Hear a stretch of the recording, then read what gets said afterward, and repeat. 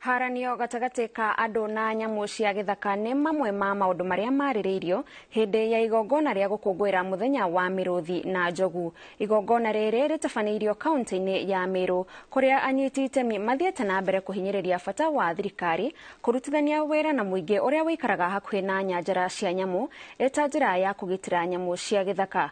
Rũhonge rwa kũrora nyamu cia githaka KWS rũnyanjara-inĩ rwa Meru rũrĩte aikari matige gũtharĩkĩra nyamu cia githaka na handũ ha ũguo makanyitanĩra na maabitha a KWS gũcokia nyamu icio mũtitũ-inĩ. One is conflict between basically wildlife and the community, human beings. That's a major threat that we have. As you know, that populations have increased in Kenya and mostly within the boundaries of the national park. And there is that conflict, but we try to manage it as much as possible. Kenya Wildlife Service have put up very beautiful fences, very effective fences to contain wildlife within the parks, but still there's usually outbreaks. And you know that Meru is quite a huge area, so there are some areas that have not been fenced. Of course, we have adopted various technologies on human wildlife mitigation intervention strategies. Besides the fence, where we have issues of hippos destroying crops, we do moats.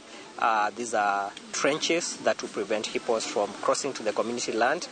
Where we have problem elephants that are immune to the fences that we have, we've tried to also include a small fence. We call it a butterfly fence, which has proved effective in so many ways. And we would urge our KWS, at least because the process is very challenging and tiresome to our people, and we would request that at least the process be friendly to our people, so that sometimes they get aggressive to addressing these issues themselves, because they feel that every time the wild animals get to the farms or a person is killed, that compensation takes too long.